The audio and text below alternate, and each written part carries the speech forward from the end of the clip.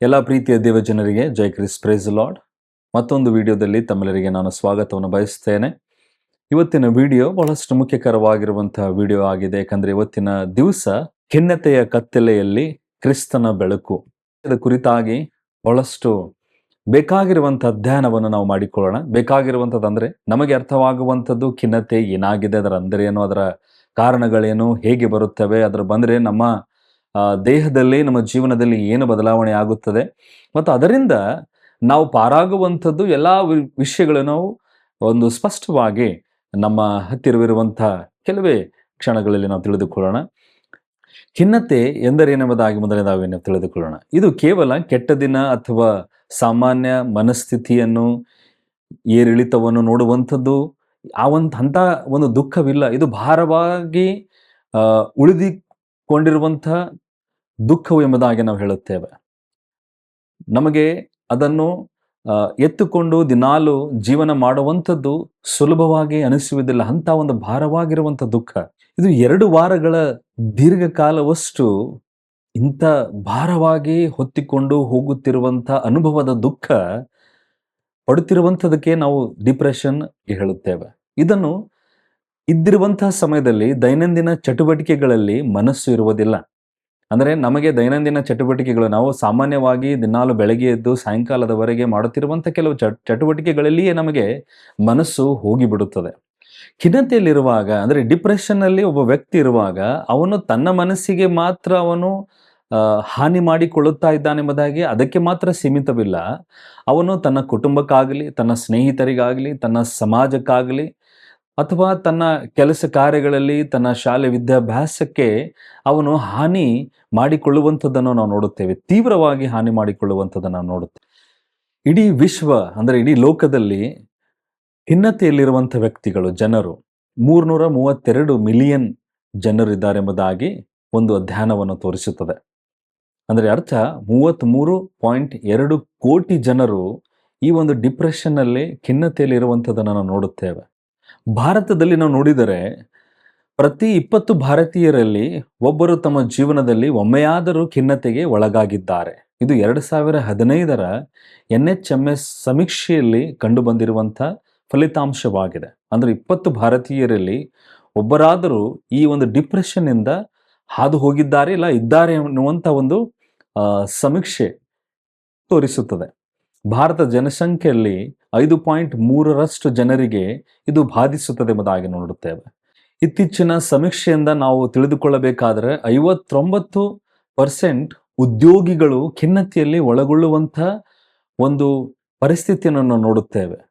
ಇವಾಗ ಮುಖ್ಯ ವಿಷಯ ಏನಂದ್ರೆ, ಯುವ ಜನತೆಯಲ್ಲಿ ಈ ಸಮಸ್ಯೆಯ ತೀವ್ರತೆ ಹೆಚ್ಚಾಗುತ್ತಾ ಇದೆ ಎಂಬುದಾಗಿ ನೋಡುತ್ತೇವೆ. 15ರಿಂದ 24 ವಯಸ್ಸಿನ 14% ಯುವಕರು ಆಗಾಗಲೇ ಖಿನ್ನತೆಯಲ್ಲಿ ಒಳಗಾಗುತ್ತಾರೆ ಎಂಬುದಾಗಿ.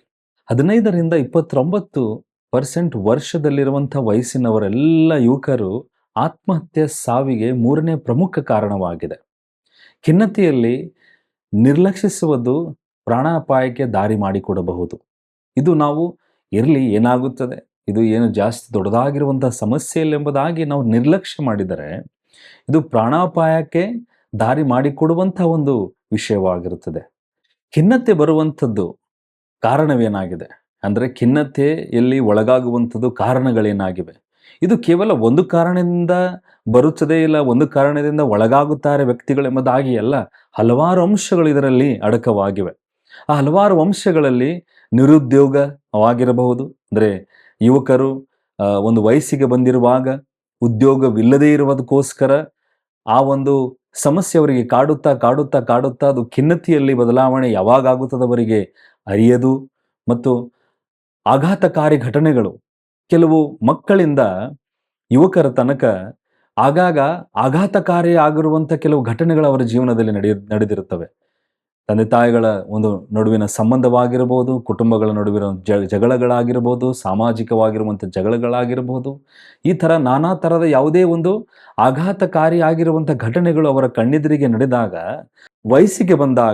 ಒಂದು ವಯಸ್ಸಿಗೆ ಬಂದಾಗ ಅದು ಅವರಿಗೆ ಅಪಾಯಕಾರಿಯಾಗಿರುತ್ತದೆ ಎಂಬುದಾಗಿ ನೋಡುತ್ತೇವೆ. ಮತ್ತು ಪ್ರೀತಿ ಪಾತ್ರರ ಅಗಲಿಕೆ, ಪ್ರೀತಿ ಮಾಡಿರುವವರು ದೂರ ಹೋಗಿರುವಂಥದ್ದನ್ನು, ತಂದೆಯನ್ನು ಕಳೆದುಕೊಂಡು, ತಾಯಿಯನ್ನು ಕಳೆದುಕೊಳ್ಳು, ಅಣ್ಣ ತಂಗಿ ಸಂಬಂಧಿಕರು ಸ್ನೇಹಿತರು ಪ್ರೀತಿ ಮಾಡುವಂಥ ಆ ವ್ಯಕ್ತಿಯನ್ನು ಕಳೆದುಕೊಳ್ಳಿರುವಂತಹ ಒಂದು ಘಟನೆ, ಆ ಒಂದು ನೋವಿನಲ್ಲಿದ್ದು, ಆ ನೋವು ಭಾರವಾಗಿದ್ದು, ಆ ಭಾರದಿಂದ ಖಿನ್ನತೆಯಲ್ಲಿ ಡಿಪ್ರೆಷನ್ನಲ್ಲಿ ಒಳಗಾಗುವಂಥದ್ದನ್ನು ನಾವು ಕಾರಣಗಳೆಂಬುದಾಗಿ ನೋಡುತ್ತೇವೆ.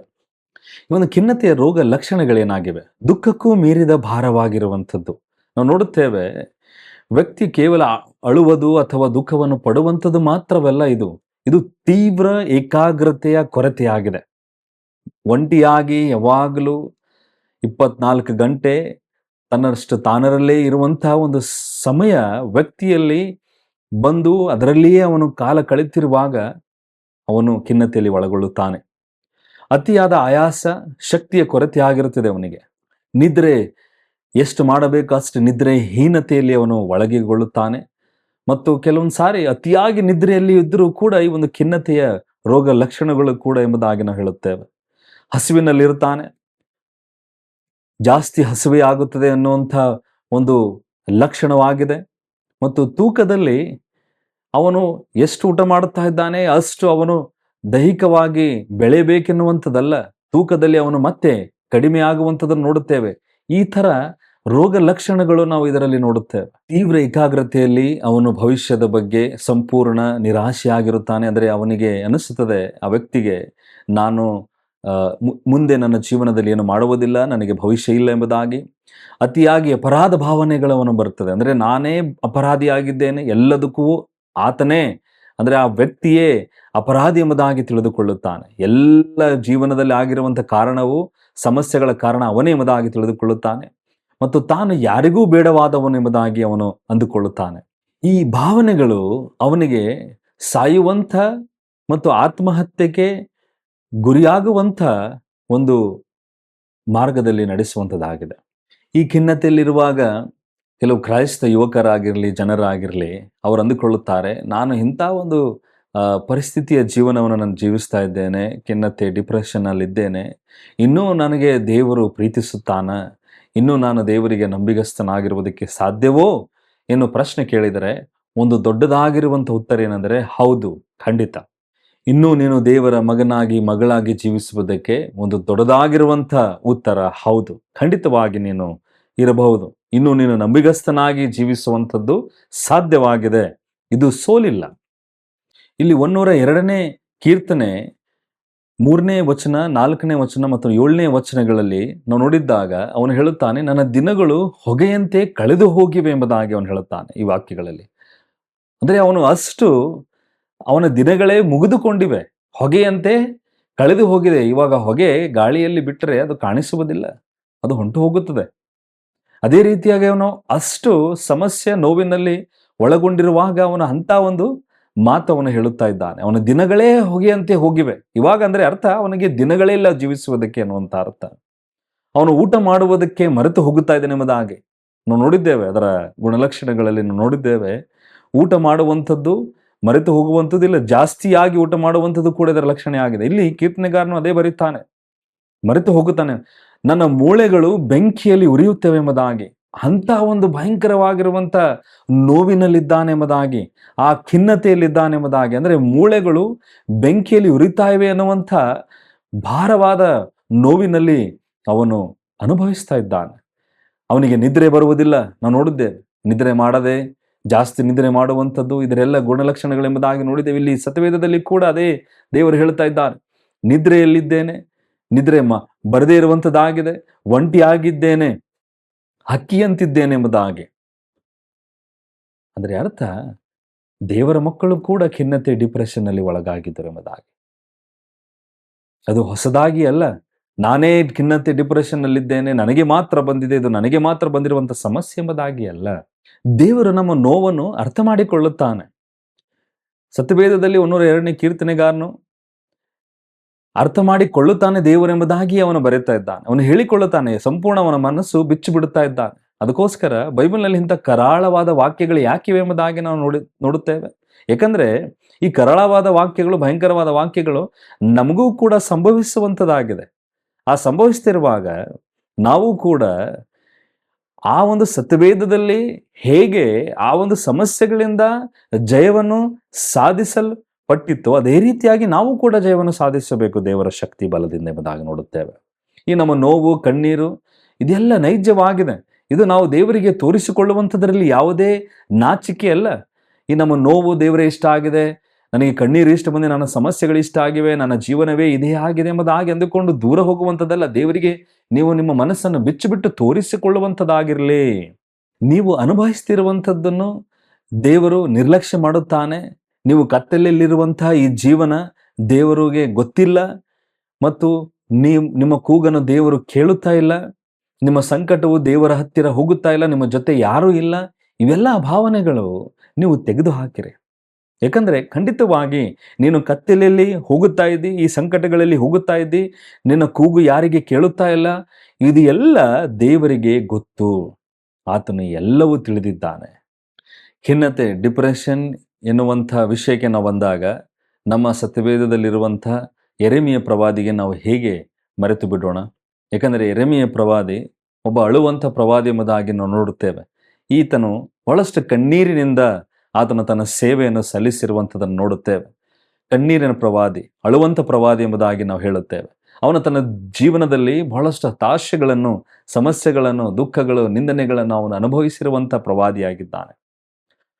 ಅವನು ಪ್ರಲಾಪಗಳಲ್ಲಿ 3ನೇ ಅಧ್ಯಾಯ 17 ಮತ್ತು 18ನೇ ವಚನದಲ್ಲಿ ಅವನು ಹೇಳುತ್ತಾನೆ, ನನ್ನ ಶಾಂತಿ ಭಗ್ನವಾಗಿದೆ, ನನ್ನ ನಿರೀಕ್ಷೆ ನಾಶವಾಗಿದೆ ಎಂಬುದಾಗಿ. ಅಂದರೆ ನನಗೆ ಯಾವುದೇ ರೀತಿಯ ಸಮಾಧಾನವಾಗಿರುವಂಥ ಜೀವನವಿಲ್ಲ, ನನ್ನ ನಿರೀಕ್ಷೆ ಎಲ್ಲವೂ ನಾಶವಾಗಿದೆ, ಇವಾಗ ನನಗೆ ಯಾವುದೇ ತರಹದ ನಿರೀಕ್ಷೆಗಳಿಲ್ಲ ಎಂಬುದಾಗಿ ಅವನು ಹೇಳುತ್ತಾನೆ.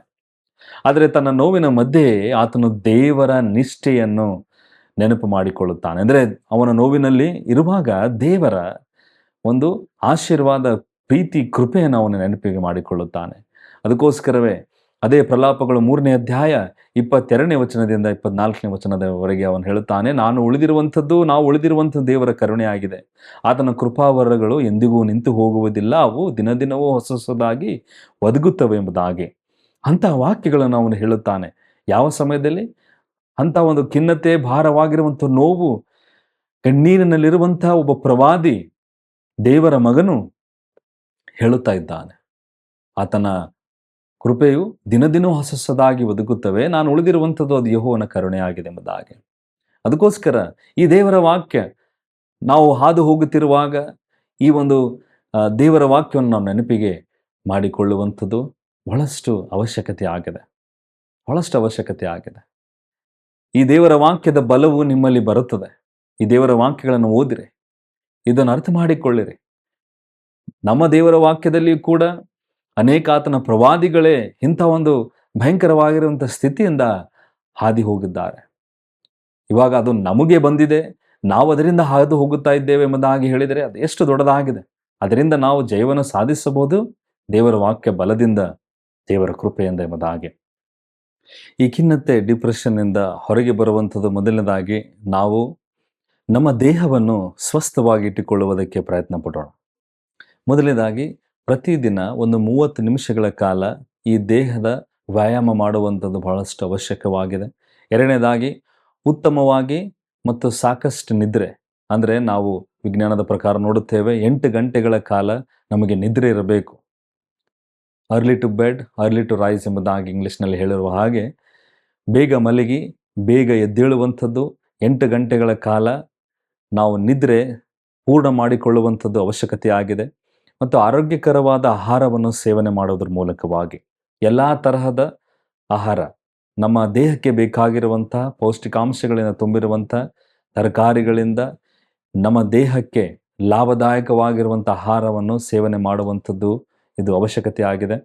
ಕೊನೆಯದಾಗಿ ಮದ್ಯಪಾನ, ಮಾದಕ ವಸ್ತುಗಳಿಂದ ದೂರವಿರುವಂಥದ್ದು ಬಹಳಷ್ಟು ಅವಶ್ಯಕತೆ ಈ ಒಂದು ಡಿಪ್ರೆಷನ್, ಖಿನ್ನತೆಯ ಸಮಯದಲ್ಲಿ. ಯಾಕಂದರೆ ಈ ಒಂದು ಡಿಪ್ರೆಷನ್ ಸಮಯದಲ್ಲಿ ಇಂಥ ಒಂದು ವಸ್ತುಗಳಿಂದ ನಮಗೆ ಆನಂದ ಸಿಗುತ್ತದೆ, ಇದರಿಂದ ನಾವು ದೂರ ಹೋಗಬಹುದೆಂಬುದಾಗಿ ಅಂದುಕೊಂಡಿರುವಂಥದ್ದು ತಪ್ಪು ಕಲ್ಪನೆ ಆಗಿದೆ. ಅದು ಮಾದಕ ವಸ್ತುಗಳು ಮತ್ತು ಮದ್ಯಪಾನ ಇದನ್ನು ಯಾವುದೇ ತರಹದ ಗುಣಪಡಿಸುವಂಥ ಕಾರ್ಯ ಮಾಡುವುದಿಲ್ಲ. ದೇಹವನ್ನು ನೋಡಿಕೊಂಡ ಮೇಲೆ ನಾವು ಆತ್ಮೀಕ ವಿಷಯಕ್ಕೆ ನಾವು ಬರಬೇಕು. ಆತ್ಮೀಕ ವಿಷಯದಲ್ಲಿ ಈ ಒಂದು ಖಿನ್ನತೆ, ಡಿಪ್ರೆಷನ್ನಿಂದ ಪರಿಹಾರ ಪಡಿಸಿಕೊಳ್ಳುವಂಥದ್ದು ನಮ್ಮ ಜವಾಬ್ದಾರಿಯಾಗಿದೆ. ಮೊದಲನೇದಾಗಿ ಪ್ರಾರ್ಥನಾ ಪೂರ್ವಕವಾಗಿ ಕೀರ್ತನೆಗಾರನು 102ನೇ ಕೀರ್ತನೆಯಲ್ಲಿ ಅವನು ತನ್ನ ಹೃದಯದ ಎಲ್ಲ ಭಾವನೆಗಳು ಭಾರವನ್ನು ದೇವರ ಮುಂದೆ ಬಿಚ್ಚಿಬಿಟ್ಟಿದ್ದಾನೆ. ತನ್ನ ಭಾವನೆಗಳು ಇರುವಂಥ ಹೃದಯದ ಭಾರವೆಲ್ಲವೂ ಆತನ ಮುಂದೆ ಬಿಚ್ಚಿಬಿಡಬೇಕು, ಸುರಿದು ಬಿಡಬೇಕು ಆತನ ಮುಂದೆ. ಮತ್ತು ಎರಡನೇದಾಗಿ ದೇವರ ಹಿಂದೆ ಮಾಡಿರುವಂಥ ಅನೇಕ ಕಾರ್ಯಗಳು, ಅನೇಕ ನಂಬಿಗಸ್ತಿಕೆಯ ವಿಷಯಗಳು ನಾವು ನೆನೆಸಿಕೊಳ್ಳಬೇಕು. ಯಾಕಂದರೆ ಅದರಿಂದ ನಮಗೆ ದೇವರ ಮೇಲೆ ಮತ್ತೆ ನಂಬಿಕೆ ಹುಟ್ಟುತ್ತದೆ. ದೇವರ ಮೇಲೆ ನಂಬಿಕೆ ನಿರೀಕ್ಷೆ ಹುಟ್ಟಿದ್ದಾಗ ಈ ಒಂದು ಖಿನ್ನತೆ, ಡಿಪ್ರೆಷನ್ ನಮ್ಮಿಂದ ದೂರ ಹೋಗುತ್ತದೆ ಎಂಬುದಾಗಿ ನೋಡುತ್ತೇವೆ. ಅದೇ ರೀತಿಯಾಗಿ ದೇವರ ಸಮಯವನ್ನು ನಂಬಿರಿ. ಯಾಕಂದರೆ ಈ ಖಿನ್ನತೆಯ ದಿನಗಳು ಯುಗ ಯುಗಗಳಂತೆ ಕಾಣುತ್ತವೆ. ಒಂದು ದಿನ ಯುಗದ ಹಾಗೆ ಮಾಡುತ್ತವೆ. ಅಂಥ ಒಂದು ಭಾರವಾಗಿರುವಂಥ ದಿನಗಳಾಗಿರುತ್ತವೆ. ಅದಕ್ಕೋಸ್ಕರವೇ ಪ್ರಸಂಗಿ 3ನೇ ಅಧ್ಯಾಯ 11ನೇ ವಚನದಲ್ಲಿ ದೇವರ ವಾಕ್ಯದಲ್ಲಿ ದೇವರು ಹೇಳುತ್ತಾನೆ, ದೇವರು ತನ್ನ ಸಮಯದಲ್ಲಿ ಎಲ್ಲವನ್ನೂ ಸುಂದರವಾಗಿ ಮಾಡುತ್ತಾನೆ. ನಂಬಿರಿ ವಾಕ್ಯವನ್ನು. ಆ ತಕ್ಕ ಸಮಯ ತನಕ ನೀವು ಕಾದುಕೊಂಡಿರ್ರಿ, ಅಲ್ಲಿ ತನಕ ಎಲ್ಲವನ್ನು ಸುಂದರವಾಗಿ ಮಾಡುತ್ತಾನೆ. ಮತ್ತು ಅದೇ ರೀತಿಯ ಕೊನೆಯದಾಗಿ ಕ್ರೈಸ್ತ ಸಮುದಾಯದ ಬೆಂಬಲ ಬಹಳಷ್ಟು ಮುಖ್ಯವಾಗಿದೆ. ಇದಕ್ಕೆ ನಾವು ಅನನ್ಯತೆಯಲ್ಲಿ ಸಭೆಯಾಗಿರುವಾಗ, ಆ ಸಭೆಯ ಅನನ್ಯತೆಯಲ್ಲಿರುವಾಗ, ಈ ಒಂದು ಖಿನ್ನತೆಯಲ್ಲಿ ಹೋಗುತ್ತಿರುವಾಗ ನಮ್ಮ ಒಂದು ಹೃದಯದಲ್ಲಿ ಭಾರವಾಗಿರುವಂಥ ಅನೇಕ ವಿಷಯಗಳು ನಾವು ನಮ್ಮ ಸಭೆಯಲ್ಲಿರುವಂಥ ಕ್ರಿಸ್ತನಲ್ಲಿರುವಂಥ ಸಹೋದರ ಸಹೋದರಿಯವರಿಗೆ ಹೋಗಿ ಹೇಳಿಕೊಳ್ಳುವಂಥದ್ದು ಬಹಳಷ್ಟು ಅವಶ್ಯಕತೆ ಆಗಿದೆ. ನೀವು ನಿಮ್ಮ ಸಭಾಪಾಲಕರಿಗೆ ಹೇಳಿಕೊಳ್ಳಿರಿ, ಸಭೆಯಲ್ಲಿರುವಂಥ ಯಾರೇ ನಿಮ್ಮ ಸ್ನೇಹಿತರಾಗಿರಲಿ, ಕ್ರಿಸ್ತನಲ್ಲಿರುವಂಥ ಸಹೋದರ ಸಹೋದರಿಯರಿಗೆ ನೀವು ನಿಮ್ಮ ಮನಸ್ಸು ಬಿಚ್ಚಿಬಿಡ್ರಿ. ಆವಾಗ ಅದು ಬಹಳಷ್ಟು ಸಹಾಯ ಮಾಡುತ್ತದೆ. ಇಬ್ರಿಯ 10ನೇ ಅಧ್ಯಾಯ 24-25ನೇ ವಚನದ ಪ್ರಕಾರ ವಿಶ್ವಾಸಿಗಳೊಂದಿಗೆ ನೀವು ಸೇರಿ ಬರಬೇಕು. ಅವರೊಂದಿಗೆ ನೀವು ಇರುವಂಥದ್ದು ಜಾಸ್ತಿಯಾಗಿ ಪ್ರಾರಂಭಿಸಿರಿ. ವಿಶ್ವಾಸಿಗಳೊಂದಿಗೆ ಸಮಯವನ್ನು ಕಳೆಯುವಂಥದ್ದು ಜಾಸ್ತಿಯಾಗಿ ಮಾಡಿರಿ. ಒಬ್ಬರಿಗೊಬ್ಬರು ಪ್ರೀತಿ ಮತ್ತು ಸತ್ಕಾರ್ಯಗಳನ್ನು ಮಾಡಲು ಪ್ರೋತ್ಸಾಹಿಸಿರಿ. ಇಂಥ ಒಂದು ಸಮಸ್ಯೆಯಲ್ಲಿ ಇದ್ದಿರುವಾಗ ನಿಮಗೋಸ್ಕರ ಪ್ರಾರ್ಥನೆ ಮಾಡಿರಿ ಎನ್ನುವಂಥ ವಿಜ್ಞಾಪನೆಗಳು, ಪ್ರಾರ್ಥನೆ ಮನವಿಗಳನ್ನು ನೀವು ನಿಮ್ಮ ಸಭೆದವರಿಗೆ ಹಂಚಿಕೊಳ್ಳಿರಿ. ಅವರು ನಿಮಗೋಸ್ಕರ ಪ್ರಾರ್ಥನೆ ಮಾಡಿ. ಸಭೆದವರು ಕೂಡ ಇಂಥವನ್ನು ಗುರುತಿಸಿದಾಗ ಇರುವಾಗ ಅವರಿಗೋಸ್ಕರ ನೀವು ಪ್ರಾರ್ಥನೆ ಮಾಡಿರಿ. ಪ್ರಾರ್ಥನೆ ಮಾಡಿರುವಾಗ ಆ ಒಂದು ಖಿನ್ನತೆ, ಡಿಪ್ರೆಷನ್ ಅವರ ಜೀವನದಿಂದ ಹೊರಟು ಹೋಗುತ್ತದೆ, ಸರಿಗೊಳ್ಳುತ್ತದೆ. ದೇವರ ವಾಕ್ಯದಲ್ಲಿ ಹೇಳುತ್ತದೆ 2ನೇ ಕೊರಿಂಥಿ 12ನೇ ಅಧ್ಯಾಯ 9ನೇ ವಚನದಲ್ಲಿ, ನನ್ನ ಕೃಪೆಯೇ ನಿನಗೆ ಸಾಕು ಎಂಬುದಾಗಿ. ಅದಕ್ಕೋಸ್ಕರ ದೇವರ ಕೃಪೆ ನಮ್ಮ ಮೇಲಿದ್ದರೆ ಸಾಕು. ಹಾದು ಹೋಗುತ್ತಿರುವಂಥ ಖಿನ್ನತೆಯಲ್ಲಿ ಒಳಗಾಗಿರುವಂಥ ಅನೇಕ ಜನರು ದೇವರ ಕೃಪೆಯನ್ನು ನೋಡಿರಿ. ಆ ಕೃಪೆ ನಮ್ಮ ಜೀವನದಲ್ಲಿ ಬಂದಾಗ ಎಲ್ಲ ಸಮಸ್ಯೆಗಳು ದೂರ ಹೋಗುತ್ತದೆ. ಈ ಖಿನ್ನತೆಯೂ ಕೂಡ ನಮ್ಮ ಜೀವನದಿಂದ ಹೊರಟು ಹೋಗುತ್ತದೆ, ಮತ್ತೆ ಬರುವುದೇ ಇಲ್ಲ. ಆತನ ಕೃಪೆ ಅಷ್ಟು ಬಲವಾಗಿದೆ. ಅದಕ್ಕೋಸ್ಕರ ಕೊನೆಯದಾಗಿ ನೋಡುತ್ತಿರುವಂಥ ಎಲ್ಲ ದೇವ ಮಕ್ಕಳಿಗೆ ನಾನು ಹೇಳುತ್ತೇನೆ, ಆ ಖಿನ್ನತೆಯಲ್ಲಿದ್ದೇವೆ, ಅದರಿಂದ ನಾನು ಹಾದು ಹೋಗುತ್ತಾ ಇದ್ದೇನೆ. ನೀವು ಒಂಟಿಯಾಗಿದ್ದೀರಿ, ನಿಮ್ಮ ಜೊತೆ ಯಾರೂ ಇಲ್ಲ, ಇವೆಲ್ಲ ಭಾವನೆಗಳು ತೆಗೆದು ಹಾಕಿರಿ. ಯಾಕಂದರೆ ದೇವರು ನಿಮ್ಮ ಜೊತೆ ಇದ್ದಾನೆ. ನೀವು ಪಡುತ್ತಿರುವಂಥ ನೋವು ವ್ಯರ್ಥವಾಗುವುದಿಲ್ಲ. ಅದು ದೇವರು ಪರಿಪೂರ್ಣ ಸಮಯದಲ್ಲಿ ಆತನು ನಿಮ್ಮನ್ನು ಆ ಕತ್ತಲೆಯಿಂದ ಹೊರಗೆ ಕರೆದುಕೊಂಡು ಬರುತ್ತಾನೆ. ಆತನು ಆ ಕತ್ತಲೆಯನ್ನು ತೆಗೆದು ಹಾಕುತ್ತಾನೆ, ಆ ಒಂಟಿತನ ತೆಗೆದು ಹಾಕುತ್ತಾನೆ, ಆ ಭಾರದಿಂದ ಹೋಗುತ್ತಿರುವಂಥ ಆ ಜೀವನವನ್ನು ತೆಗೆದು ಹಾಕುತ್ತಾನೆ, ಆ ನೋವು ತೆಗೆದು ಹಾಕುತ್ತಾನೆ. ನಮಗೆ ಯಾರೂ ಇಲ್ಲ, ನಮ್ಮ ಭವಿಷ್ಯವು ಏನೂ ಇಲ್ಲ ಎನ್ನುವಂಥ ಎಲ್ಲ ಭಾವನೆಗಳು ತೆಗೆದು ಹಾಕುತ್ತಾನೆ. ಯಾಕಂದರೆ ಯಾವಾಗ ಆತನ ಕೃಪೆ ನಿಮ್ಮ ಜೀವನವನ್ನು ತುಂಬುತ್ತದೋ ಎಲ್ಲವೂ ಆತನು ಸರಿ ಮಾಡುತ್ತಾನೆ. ಆ ನಿರೀಕ್ಷೆಯಲ್ಲಿ ತಾವು ಇರಬೇಕು. ಅದಕ್ಕೋಸ್ಕರ ಈ ಒಂದು ವಿಡಿಯೋನು ನೀವು ನೋಡಿದ್ದೀರಿ. ಈ ವಿಡಿಯೋ ನೋಡುವುದರ ಮೂಲಕವಾಗಿ ಆ ಒಂದು ಖಿನ್ನತೆಯಿಂದ ಹೊರಬರುವಂತಹ ಪ್ರಯತ್ನದಲ್ಲಿಯೇ ದೇವರ ಕೃಪೆ, ಇದರಿಂದ ನಾವು ಏನು ಮಾಡಬೇಕೆನ್ನುವಂಥ ವಿಡಿಯೋದಿಂದ ತಿಳಿದುಕೊಂಡು ನೀವು ಮಾಡುವುದಕ್ಕೆ ಇವಾಗಲಿಂದಲೇ ನೀವು ಪ್ರಾರಂಭಿಸಿರಿ. ನಿಮ್ಮ ಹತ್ತಿರ ಯಾವುದೇ ತರಹದ ಪ್ರಶ್ನೆಗಳಿದ್ದರೆ ಕಮೆಂಟ್ಗಳನ್ನು ಮಾಡಿರಿ, ಅದರಲ್ಲಿ ಕೇಳಿರಿ ಪ್ರಶ್ನೆ, ಅದಕ್ಕೆ ಉತ್ತರ ಕೊಡುವಂಥದ್ದು ಸಂಪೂರ್ಣ ಪ್ರಯತ್ನವನ್ನು ಈ ಸೇವೆ ಮಾಡುತ್ತದೆ. ಹೇಗೆಯಾಗಿ ದೇವರು ನಿಮಗೆ ಆ ಒಂದು ನೋವಿನಿಂದ, ಹೇಳಿಕೊಳ್ಳಲಾರದೇ ಇರುವಂಥ ಆ ಒಂದು ಡಿಪ್ರೆಷನ್, ಖಿನ್ನತೆಯಿಂದ ಹೊರಗೆ ತರುವಂಥದ್ದು ಬಹಳಷ್ಟು ಮುಖ್ಯವಾಗಿದೆ. ನಿಮ್ಮಿಂದ ಪ್ರಯತ್ನವಾಗಲಿ, ಒಂದು ಹೆಜ್ಜೆ ಇಡಿರಿ, ಒಂದು ಹೆಜ್ಜೆ ಇಟ್ಟಾಗ ದೇವರನ್ನು ನೋಡಿ ನಿಮಗೆ ಕೈ ಹಿಡಿದು ಆತನು ಹೊರಗೆ ತರುವಂಥವನಾಗಿದ್ದಾನೆ. ಮತ್ತೆ ಇದನ್ನು ಇನ್ನೂ ಹೆಚ್ಚಾಗಿ ತಿಳಿದುಕೊಳ್ಳಬೇಕಾದ ಇನ್ನೊಂದು ಸಾರಿ ನೀವು ವಿಡಿಯೋವನ್ನು ನೋಡ್ರಿ. ಮತ್ತು ಯಾರ್ಯಾರು ಇದನ್ನು ನೋಡಿದ್ದೀರಿ, ಯಾರಿಗಾದರೂ ಈ ವಿಡಿಯೋ ಸಹಾಯವಾಗುತ್ತದೆ, ಅವರಿಗೆ ನಾವು ಕಳಿಸಿದರೆ ಅವರ ಒಂದು ಡಿಪ್ರೆಷನ್ ಜೀವನದಲ್ಲಿ ಏನಾದರೂ ಒಂದು ಕಾರ್ಯವಾಗುತ್ತದೆ ಎಂಬುದಾಗಿ ನಿಮಗೆ ಅನಿಸಿದರೆ ದಯವಿಟ್ಟು ಈ ಒಂದು ವಿಡಿಯೋ ನಿಮ್ಮ ಸ್ನೇಹಿತರಿಗಾಗಲಿ, ಸಂಬಂಧಿಕರಿಗಾಗಲಿ, ಅಥವಾ ಯಾರೇ ಆ ಸಮಸ್ಯೆಯಲ್ಲಿ ಒಳಗೊಂಡಿರುವಂಥ ವ್ಯಕ್ತಿಗೆ ನೀವು ಶೇರನ್ನು ಮಾಡಿರಿ, ಕಳಿಸಿರಿ. ದೇವರ ರಾಜ್ಯಕ್ಕೋಸ್ಕರ ನೀವು ತವಕ ಪಡಿರಿ. ಈ ಒಂದು ಶೇರನ್ನು ಮಾಡುವುದರ ಮೂಲಕವಾಗಿ ಈ ಒಂದು ಖಿನ್ನತೆಯಿಂದ ಹೊರಗೆ ಬರ್ರಿ. ನೀವು ಒಂಟಿಗರಲ್ಲ, ಯೇಸು ಕ್ರಿಸ್ತನು ನಿಮ್ಮೊಂದಿಗಿದ್ದಾನೆ. ದೇವರು ನಿಮ್ಮನ್ನು ವಿಶೇಷವಾಗಿ ಆಶೀರ್ವಾದಿಸಲಿ. ಆತನ ಕೃಪೆ, ಪ್ರೀತಿ ನಿಮ್ಮ ಮೇಲೆ ಶಾಶ್ವತವಾಗಿರಲಿ. ಮತ್ತೆ ಮುಂದಿನ ವಿಡಿಯೋದಲ್ಲಿ ನಾವು ಇನ್ನೊಂದು ವಿಷಯದಿಂದ ನಾವು ಭೇಟಿಯಾಗೋಣ. ಅಲ್ಲಿ ತನಕ ದೇವರು ನಿಮ್ಮನ್ನು ಆಶೀರ್ವದಿಸಲಿ. Praise the lord.